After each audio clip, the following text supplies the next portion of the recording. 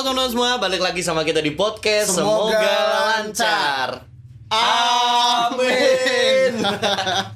Kita hari ini lagi semangat banget ya. Lumayan semangat. Semangat banget karena sorenya oke banget. Sore oke, Merapi lagi bersahabat gitu kan. Senja. Kita kalau jadi anak senja udah cocok kayaknya. Kopi udah ada ya Kopi kan? udah ada. Tinggal tamu kita nih. Nah, ini tamu kita lumayan jauh toh. Dia posisinya di Jakarta.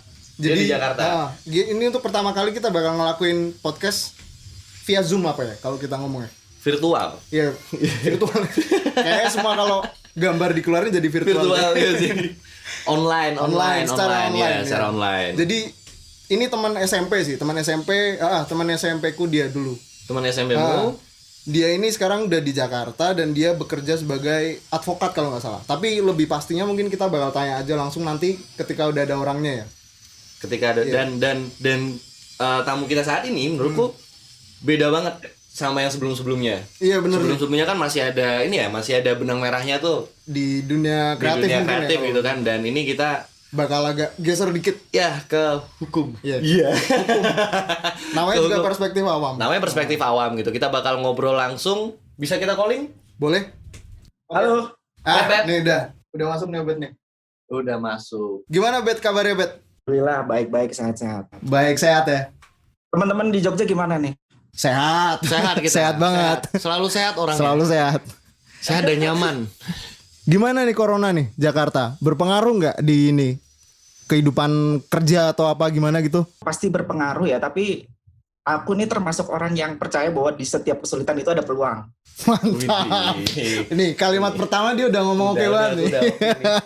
Kayaknya bakal ada obrolan dan omongan yang lebih oke-oke lagi setelah ini. Bener. Gimana? Jadi yang dipospon, yang di cancel, yang ribut pasti banyak.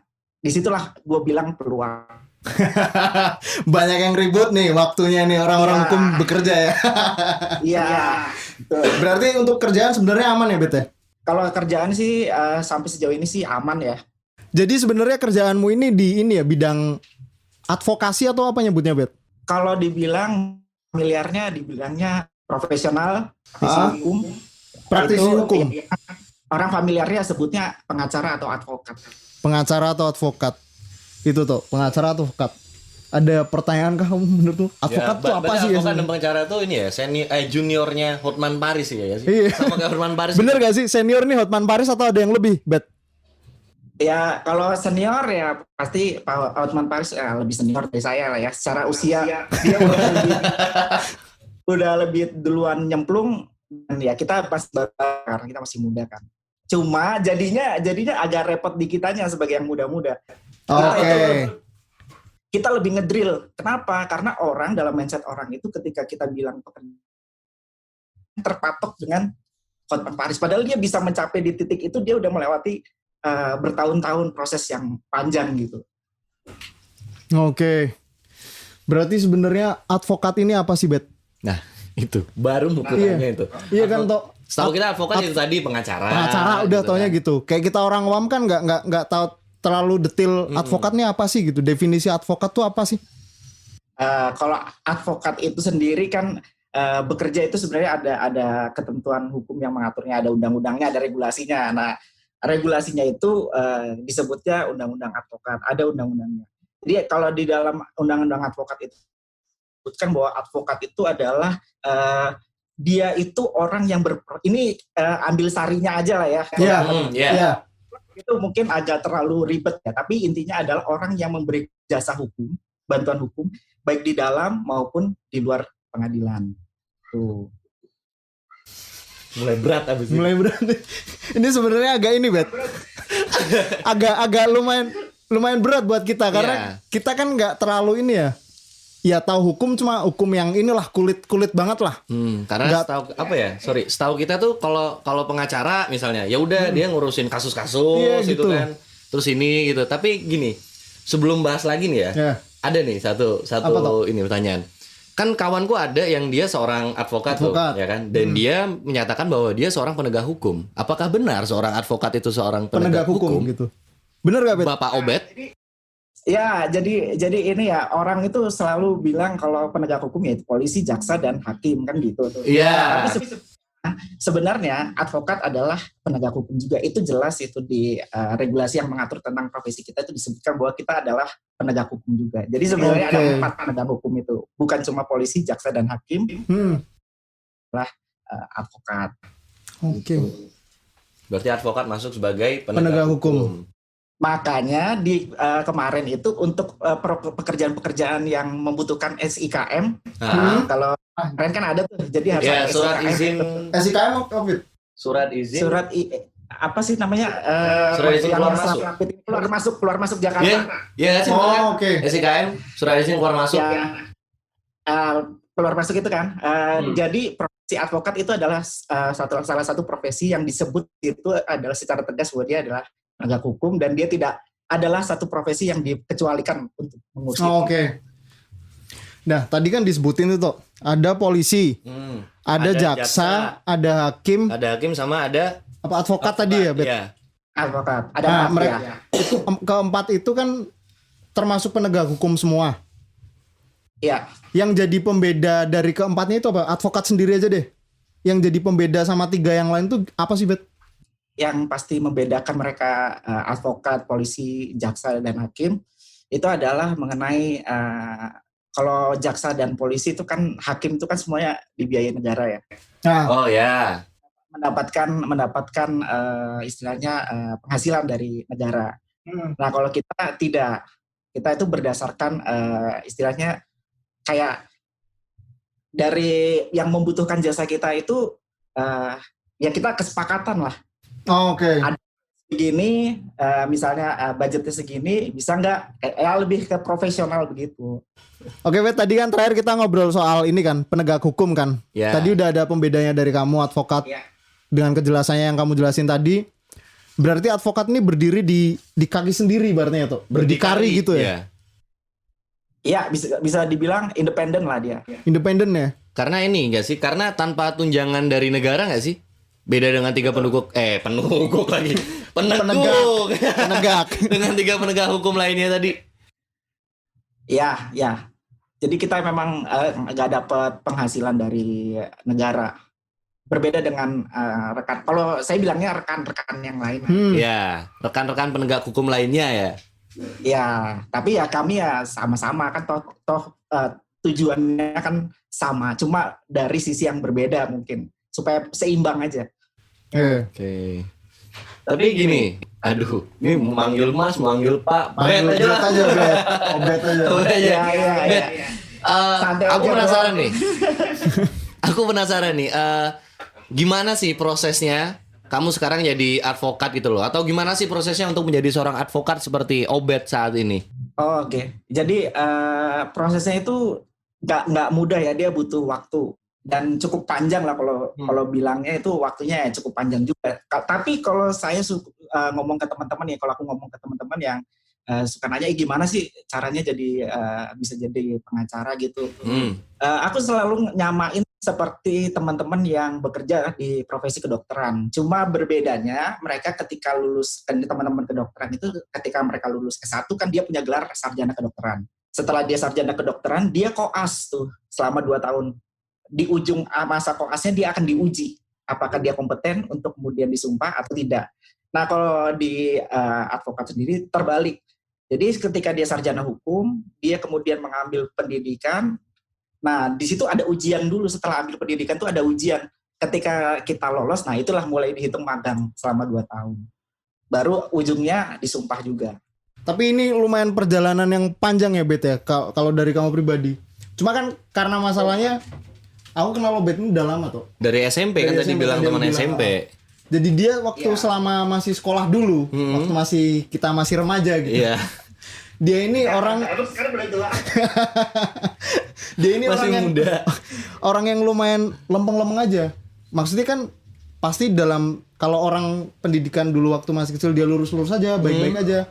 Berarti proses pendidikan untuk ke hukumnya itu dia bakal mulus lah. Mulus, intinya ya sesuai dengan track.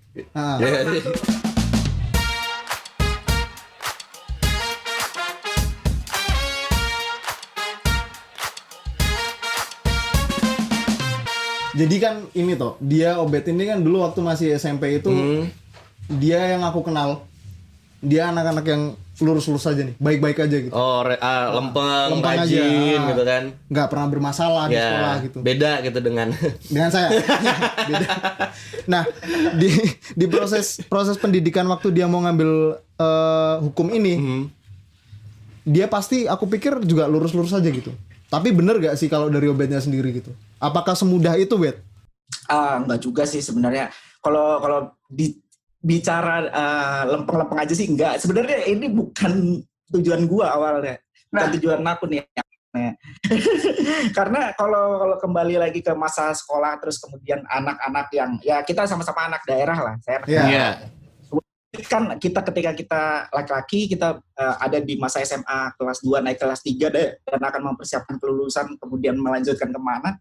Saya termasuk yang ikut hype-nya anak-anak di zaman itu masuk akpol. Itu Pak Polisi serius ikut hype-nya. Serius. Pada saat itu serius.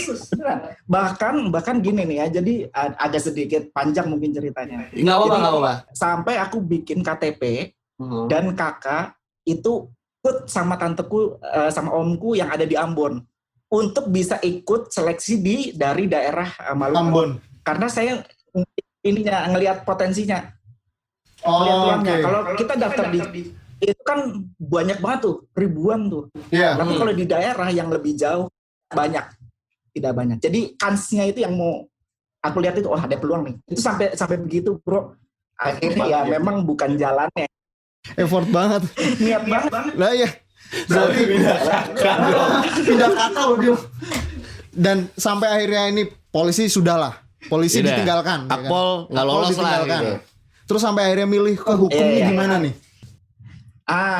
Jadi kalau zaman dulu kita mungkin lulus SMA sebelum lulus tuh beda sama anak-anak zaman sekarang ya. Kalau kita dulu sebelum kita lulus itu kampus-kampus yang jemput bola. Benar. Jadi ke sekolah-sekolah tuh. Nah, aku ikutan waktu itu daftar di Atmajaya pada saat itu. Jadi sebelum lulus sudah diterima di Atmajaya. Nah, ketika nunggu, jadi saya kan aku ikut tes akpol itu di Maluku. Nah, pada saat yang bersamaan itu ada SNMPTN kalau zaman dulu. Ya, SNMPTN benar. Sekarang karena posisinya SNMPTN. Sekarang namanya UNPTN apa ya? Betul nggak tahu. BTPN kali itu Bang Bos. SBMPTN sama SNMPTN. Apapun lah terserah. Ya, itu saat itu namanya itu. Namanya dulu itulah pokoknya.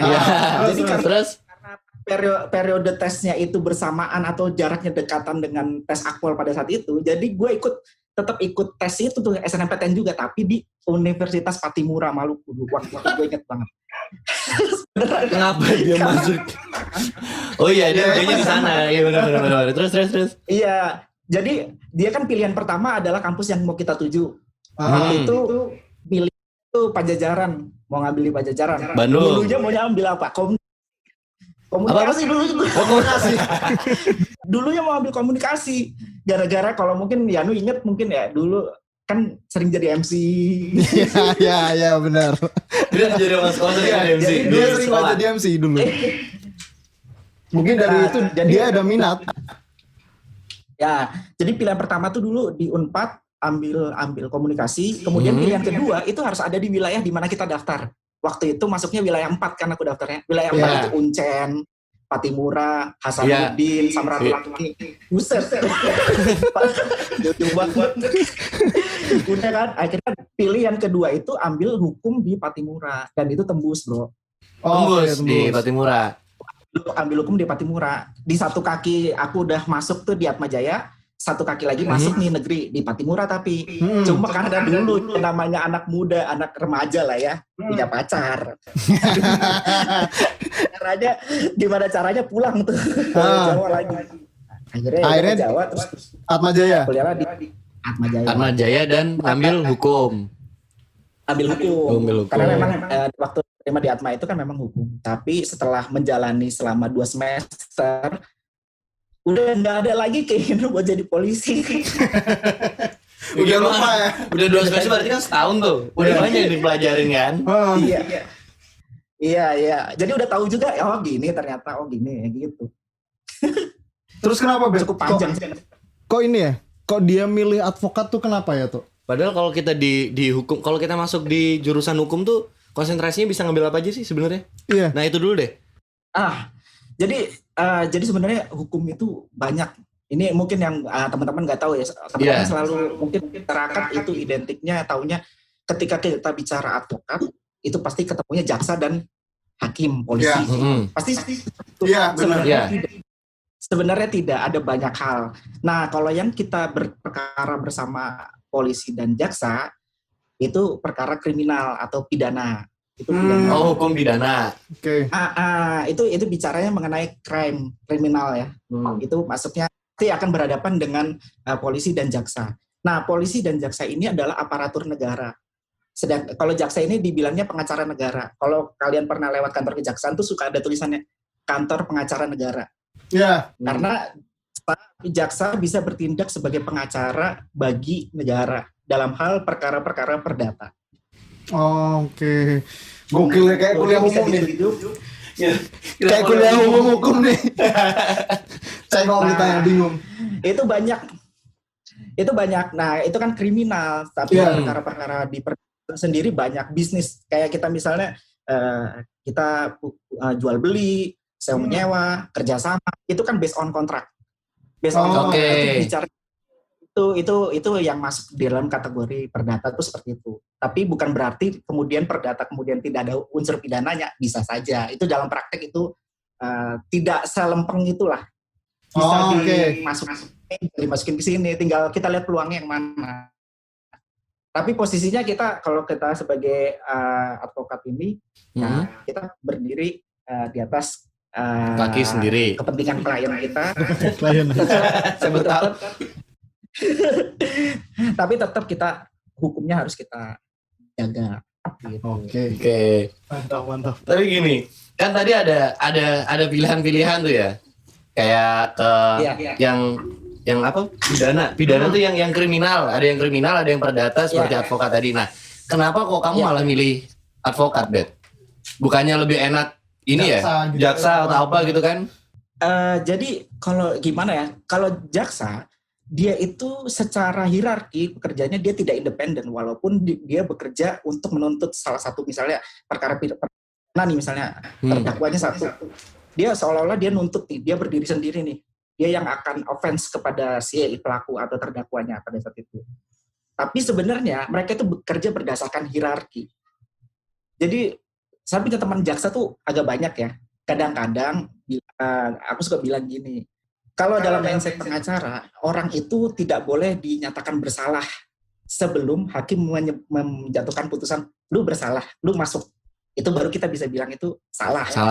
Tapi di mindset pengacara itu nggak boleh begitu. Kita harus buktikan.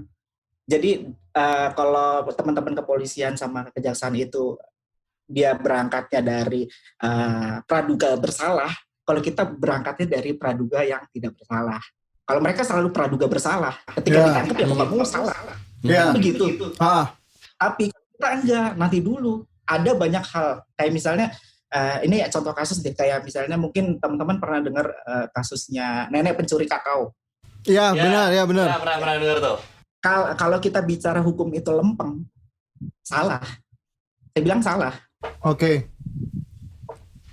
Itu kan makanya jaksa itu kan tetap nuntut dan akhirnya diputuskan bersalah. Iya. Kalau kita bicara lempeng bunyi pasalnya, ya salah. Iya, tapi kan ini, Bet. Maksudnya ini cuma yang nenek tadi itu kan cuma perkara ini kan, yang nggak terlalu besar lah gitu loh. Tapi tetap mengambil hak orang lain juga sih. Ini loh. Iya. Hati nurani. Ya, balik ke situ sih sebenarnya. Itu dia tugas seorang pengacara itu harus bisa menggali apa sih yang menyebabkan kamu itu kok mencuri. Itu yang orang nggak tahu. Kalau saya punya berpikiran itu namanya kayak apa sih, dialektika. Jadi misalnya kenapa itu nenek itu mencuri? Kenapa sih dia mencuri? Oh, karena dia butuh makan. Kenapa sih dia makan? Karena dia manusia. Mundur. Jadi nyambung itu. Nah, aku selalu kalau ditanya bedanya pidana sama perdata tuh apa sih? Kalau pidana itu jadi negara itu ibarat rumah. Di situ ada kakak pertama, kakak kedua, kakak ketiga. Anak ketiga misalnya. Nah, anak ketiga ini nakal. Dia nakal, bandel lah. Akhirnya dia dimusuhin sama orang satu rumah, bapaknya, ibunya, kakaknya nomor 1, kakaknya nomor 2, itu semua musuhin dia. Itulah jaksa yang bertindak karena kepentingan umum kan. Akhirnya dia jadi bagian kecil di dalam rumah itu yang dimusuhin. Nah, kami advokat tuh hadir untuk membantu dia membela haknya dia. Itu. Tapi gini, yang kemarin yang kasus kita balik ke ini ya. Coba deh kita gali kasus yang punya nenek tadi ya. Iya, nenek tadi. Itu endingnya si nenek dapatnya apa? Putusan dari jaksa apa tuh jadinya? Iya, soalnya nggak terlalu ngikutin tuh, Bet. Iya. Ya, yang mutusin bukan jaksa ya. Bukan jaksa. Hakim. Itu kalau perkara pidana itu dimulai dari polisi. Polisi nangkep, dia nyidik, kemudian laporan sidiknya itu kalau udah lengkap itu dilimpahin ke jaksa periksa, jaksa nuntut. Kalau udah oke. Nanti hakim yang mutusin. Nah, harusnya kalau ini bicara case ya ini berarti ya. Bicara case lah. Tapi ini subjektif dari saya aja. Ini nggak mewakili siapapun. Pandangan. Oke. Jadi gue punya pandangan gini. Seharusnya teman-teman kepolisian itu lebih punya empati gitu. Maksudnya kan dia muaranya, dia awalnya tuh pangkalnya tuh dari kepolisian. Harusnya dia bisa menggali lagi. Kemudian lempeng serta merta dia nerapin itu ketentuan itu. Gitu loh. Paham. Kalau kan mulanya dari polisi. Kalau polisi bisa mutus di depan, dia karena ada kemanusiaan. Itulah yang didengungin sama ada salah satu profesor dari Undip. Itu namanya restoratif justice. Namanya restoratif justice. Jadi kita tuh harus menggali sampai ke akarnya gitu. Kenapa sih orang ini berbuat salah? Gitu. Kalau kita mau lempeng ya semua penjara. Iya, penjara penuh. Iya bener dong, penuh. Bet, kalau mau ngerokok aja nggak apa-apa, Bet. Santai kita, Bet. Iya. Pak, saya juga mau ngerokok, Pak. Tadi lupa saya belum izin mau ngerokok, Pak. Lagi kuliah nih. Jadi panjang. Iya. Itu perkara pidana. Tapi kalau perkara bisnis sih banyak. Bisnis tuh masuknya perdata. Tapi gini. Jadi terakhir gitu. Ada pertanyaan lagi nih ya. Apa tuh? Kenapa kok milih jadi seorang advokat yang itu berdiri di atas kaki sendiri atau tanpa tunjangan dari negara gitu kan? Kenapa? Apakah karena income-nya lebih besar? Bisa kontrak person to person kan? Atau apa gitu loh? Yang pasti ini kalau masalah fee relatif lah ya. Relatif. Tergantung nilai proyeknya atau apa. Kalau aku bilangnya gitu, tergantung nilai proyeknya.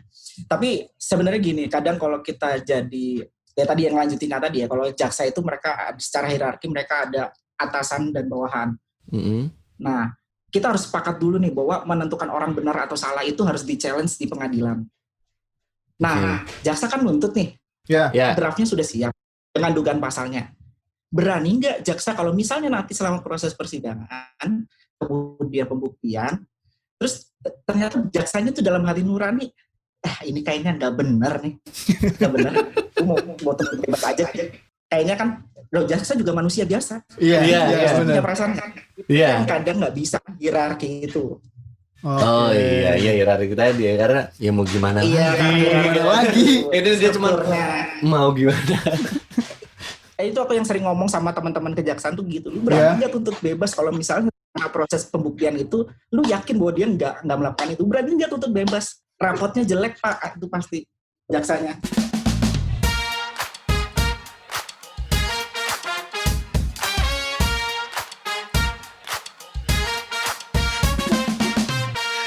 Tadi kan ini, Bet, kita udah ngobrol soal nenek-nenek yang kasus itu ya kan Tok, yang apa? Yang ngambil kakao. Iya, sampai masuk persidangan dan sebagainya. Kalau balik ke advokatnya, Bet. Advokat itu kebal hukum nggak sih, Bet? Jadi undang-undang itu udah memberikan hak kepada kita. Kita tuh punya imunitas pada saat kita menjalankan profesi kita. Imunitas dalam arti kita tidak bisa dituntut secara pidana maupun perdata. Tapi ada pengecualian, ada kecuali atau ada ininya lah. Kita nggak bisa dituntut atau dituntut baik secara pidana maupun perdata sepanjang profesi ini kita jalankan, pekerjaan ini kita jalankan dengan itikat baik. Nah, itikat baik itu kan ada dalam pikiran dan hatinya orang ya. Iya. Tahu. Yang penting kan kita rule-nya bener. Rule-nya. Tapi ada sumpah. Kalau advokat atau pengacara gitu, dia membela terdakwa kan, bisa membela terdakwa juga kan? Iya, emang ditugaskan untuk membela terdakwa kan? Iya. Tadi analoginya tadi yang kayak anak dalam satu rumah. Iya. Terus dia dimusuhin nih, nggak ada yang mau temenin dia. Ya udah, kita yang datang buat nemenin dia, buat bantuin dia. Tapi gini. Ini ya bisa lagi dia. Aduh, sinyal kita nih. Udah nyambung. Udah jawab lagi. Kalau di perkara perdata itu lain lagi. Kalau perkara perdata itu person to person, nggak ada jaksa, nggak ada polisi. Jadi misalnya Yanu sama Mas Tito bikin kerjasama, dispute di situ. Ya udah, berarti misalnya saya mewakili Mas Yanu, terus ada si B misalnya mewakili Mas Tito, ya udah Yanu dan Tito aja, nggak ada di situ polisi, nggak ada jaksa. Oke. Kita berdua doang gitu. Iya, itu maksudnya privat gitu. Private ya pekerjaannya. Kuliah umum. Iya, kuliah umum. Masalahnya semua orang dianggap tahu hukum ketika bener. Regulasinya disahkan, ya udah semua orang dianggap tahu hukum. Iya. Itu padahal kan banyak banget pasal-pasalnya. Kayak aku pribadi orang awam kan, maksudnya ya aku ada aktivitas di luar yang menyita pikiran sama tenaga gitu, nggak sempet lah untuk pasal-pasal dan sebagainya gitu kan, nggak sempet dan gitu. Dan tentu orang itu update loh. Iya, bener. Jadi kalau ada dulu gimana? Dulu dosenku tuh ngomong gini nih, Mas, kalau mau jadi orang hukum jangan jago ngapal, salah kalau jago menghafal. Harus jadi orang hukum itu adalah selalu update. Oke. Bukan apa, karena peraturan atau regulasi itu selalu berubah. Dinamis gitu ya? Ya, ketika kamu menghafal, tapi lawanmu dia update, kamu kalah pasti. Oke. Udah ngapal harus update ini gitu kan. Tapi gini, udah berapa lama nih Bet lu dilantik jadi seorang advokat nih? Ya, jadi kurang lebih kalau sampai di 2020 ini udah kurang lebih 3 tahun 4 tahun lah, jalan 4 tahun. Jadi kan memang lulus itu 2014, kemudian ya alhamdulillah jalannya nggak ada batu-batunya ya, jadi lancar-lancar aja.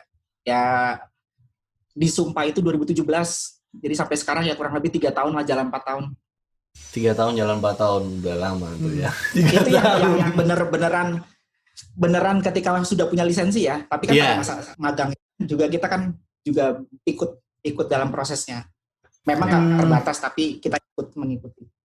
Bet, tapi gini Bet, kan kayak misalkan orang-orang yang nggak terlalu ngerti hukum ya, katakanlah orang-orang yang nggak terlalu ngerti hukum, orang awam lah ya, kayak kita awam. Gini. Kadang suka nyeplos, ada stigma advokat tuh suka bela penjahat gitu. Bener gak sih Bet? Setuju gak sama itu? Kalau aku sih nggak setuju ya. Kenapa? Kalau pribadi, karena kita itu bukan, atau kita nggak bisa dibilang identik dengan klien. Kalau kita membela kepentingan klien, iya, tapi kita bukan klien. Oke. Itu yang orang nggak paham, kurang paham mungkin, kurang memahami. Karena gini kan kita sering tuh ngelihat ada kasus yang di TV gitu kan, update atau update lah intinya, dan itu secara awam kita ngelihat ini orang bersalah nih gitu kan. Iya. Udah deh dia dihukum aja gitu loh. Ya wajar kalau dihukum segitu, harus lebih ini. Terus ada nih pengacaranya gitu kan. Ada pengacaranya bilang karena ada pengacara akhirnya dapat keringanan gitu kan. Iya, sampai turun gitu. Harusnya 10 tahun jadi hanya 5 tahun misalnya. Bahkan ada yang sampai bebas gitu. Nah, bahkan sampai bebas gitu. Kan kita sebagai orang awam yang tahu yang hanya tahu dari case kejahatan beliau itu kok gini sih gitu. Kayaknya kok bisa bebas gitu. Kok bisa bebas sih gitu. Ya jadi kalau boleh nanggepin ya ini menurut saya sih, menurut aku nih ya. Kadang pemberitaan itu juga nggak fair menurut saya. Media. Jadi ada beberapa case yang memang sudah, kan tadi kita udah sepakat lah kasarnya bahwa untuk membuktikan orang itu bersalah atau tidak itu medianya adalah melalui pengadilan kan gitu. Tapi ketika ada satu pemberitaan yang kemudian menarik, trialnya itu atau persidangan itu sudah didului oleh media, sehingga orang itu secara psikologis akan tertekan, dan itu opininya masyarakat itu yang membaca pasti akan masuk ke situ, akan mengikuti pemberitaan, apalagi berita itu di repost, akhirnya kan kalau ada orang bilang tuh kebohongan yang selalu diulang-ulang itu kan lama-lama kan jadi kebenaran kan. Halo Bet. Ya. Sorry. Tadi Sinyal. Aduh. tantangannya lumayan berat nih. Iya. Udah Berarti, normal. udah aman. Ya, kita bisa tag lagi nih. Berarti ya tetap pengadilan hanya sebagai ya wadah aja tadi ya di situ kan. Wadah untuk orang-orang yang mencari keadilan itu ya di situ. Di situ. Karena ketika ribut itu yang menengahi ya hakim melalui putusannya itu. Tapi kan gini, Bet. Kayak aku pribadi deh, ini pendapatku pribadi ya gitu. Iya. Kadang aku ngelihat agak pesimis sih sama hukum. Ya khususnya di Indonesia ya. Kok kayaknya atau rasa-rasanya kok ini ya untuk masyarakat yang kelas bawah, kayak misalkan kayak aku nih menengah bawah gitu, kok kayak agak tajamnya nih ke bawah nih gitu. Yang di atas gitu misalkan ada kasus korupsi dan sebagainya kok santai-santai banget gitu, di penjara ada apa aja, lengkap fasilitasnya. Itu gimana kok bisa sampai kayak gitu? Sampai ada ini ya, apa standar-standarnya, ada ketimpangan sosial. Iya, ada ketimpangan sosial. Itu gimana itu, Bet? Iya. Jadi sebenarnya advokat itu juga bukan hanya untuk orang yang memiliki dana ya. Yeah. Sebenarnya advokat itu juga banyak kok istilahnya yang melakukan pro bono ya, bantuan hukum cuma-cuma. Dan itu memang salah satu yang disyaratkan oleh undang-undang advokat itu sendiri.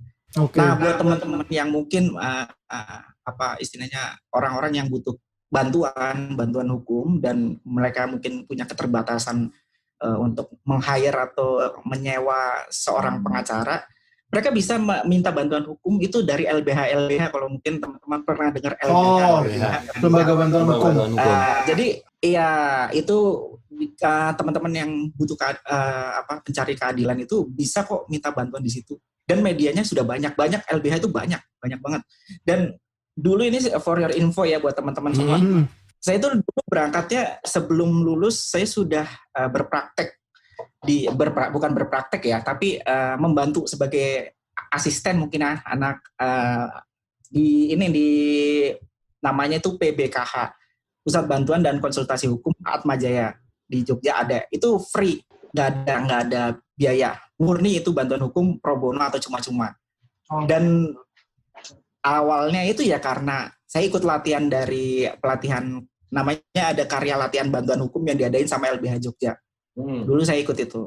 Kemudian setelah dapat sertifikat dari LBH Jogja, saya gabung tuh di PBKH sampai lulus, kemudian baru jalan ke luar Jogja.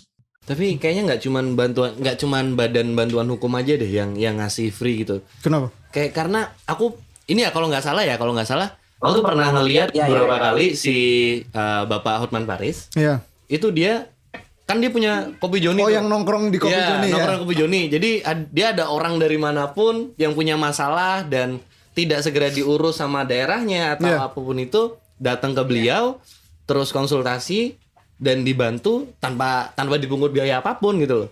Ini saya bantu deh gitu. Iya. Dan itu pun tetap oke-oke aja gitu ya. Iya, itu nggak masalah kok. Karena memang kita juga punya tanggung jawab untuk memberikan bantuan hukum secara cuma-cuma. Bantuan hukumnya bisa langsung on the spot, maksudnya kayak kan bantuan hukum itu bisa pendampingan, kemudian kita bisa mewakili, kita juga bisa memberikan advice kan. Itu kan bentuk bantuan hukum. Iya. Oke.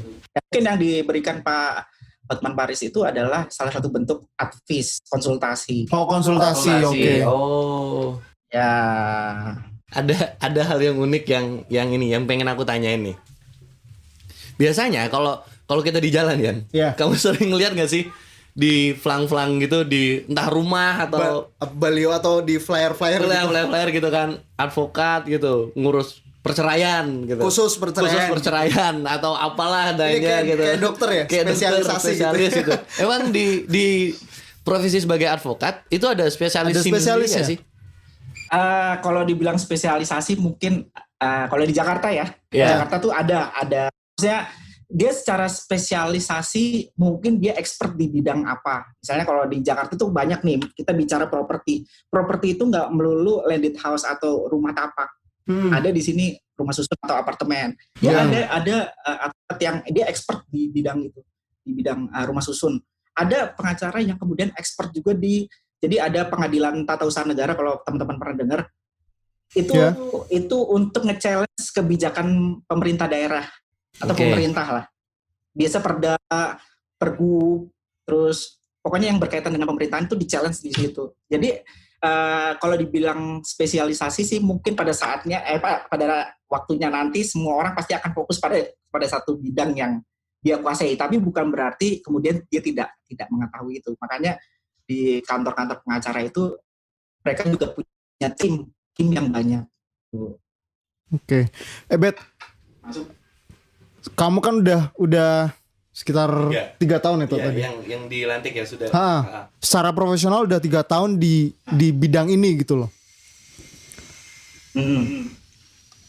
Udah berapa banyak sih kasus yang kamu selesaikan gitu atau kamu tangani gitu? Seberapa banyak maksudnya? Okay. Kalau dibilang banyak sih mungkin nggak lebih banyak dari yang senior ya. Cukup. Mungkin sekitar 20 sampai 30-an. 20 sampai 30 kasus. Dan dari kasus-kasus itu ada nggak hal lagi, ada nggak kasus yang ini benar-benar berat banget nih gitu, nyita pikiran banget, tenaga, effort banget lah ngurusin effort banget nih kasus nih gitu. Repot banget ya. Ada waktu pernah nih. Jadi ini kasus waktu menjelang pemilu kemarin. Yang terakhir ini Pilpres. Iya, dia belum masuk Pilpres tapi pilkada. Oke. Sebelum Pilpres kan pilkada dulu tuh. Iya, pilkada. Pilpres kan. Nah, itu pernah itu. Jadi memang extra effort ya. Itu harus ke PT UN, kemudian ke Dewan Kehormatan KPU. Wah, pokoknya itu benar-benar yang berat lah menurut aku. Tapi ada lagi nih. Satu lagi, ada beberapa ya. Ini salah satunya nih ya. Iya, salah satunya apa tuh? Pernah lawan salah satu mewakili klien lah ya, menghadapi lawannya waktu itu salah satu perusahaan otomotif besar lah. Jadi salah satu perusahaan otomotif besar, kemudian jadi ceritanya dia itu beli satu unit kendaraan dengan fitur yang paling tinggi di kelasnya, misalnya katakanlah mobil apa gitu, mobil A. Kan itu ada speknya tuh biasanya yang middle, terus yang low sama yang up kan. Yang up itu biasanya dia menawarkan fitur teknologi safety-nya itu lebih lengkap. Tapi biayanya jadi tambah lebih besar kan gitu. Nah, kemudian dikendarain lah mobil ini, unit kendaraan ini, dia melakukan perawatan rutin tanpa melakukan perubahan bentuk atau apapun. Dia tidak pernah melakukan perubahan sebagaimana dilarang dari buku panduan lah.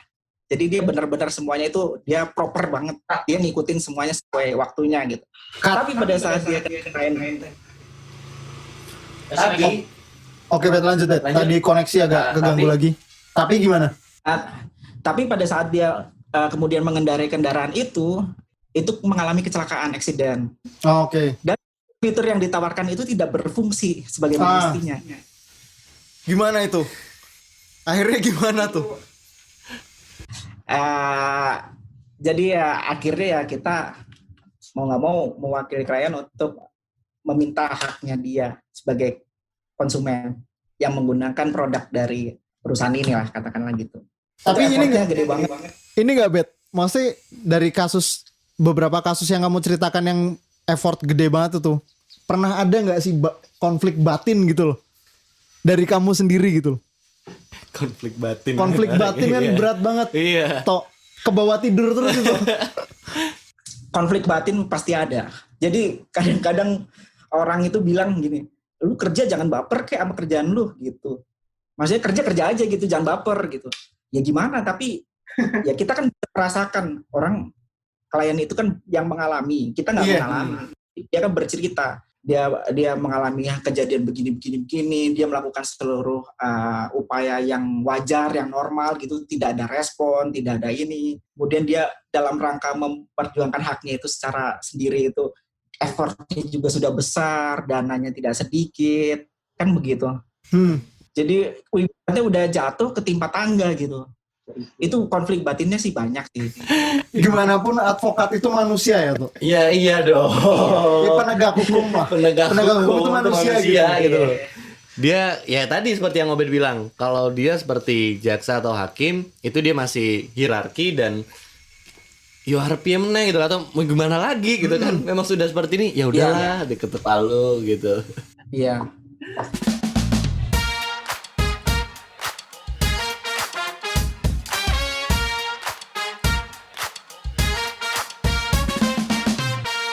Nih kan ngobrolnya sebenarnya aku pengen lebih lama nih ngobrol gitu kan. Iya.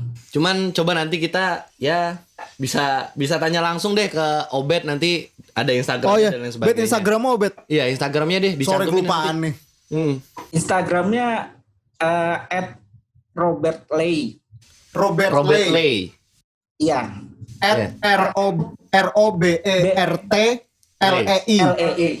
Udah. Enggak, udah diketik. Oh iya. Ntar bakal ditulis kok. Iya.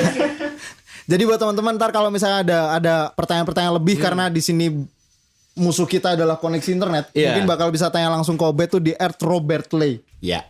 Bisa gitu. Langsung DM, ya tinggal tanya-tanya deh, minta konsultasi gitu. Kontak WhatsApp juga boleh gitu. Satu pertanyaan terakhir buat Obed. Terakhir boleh.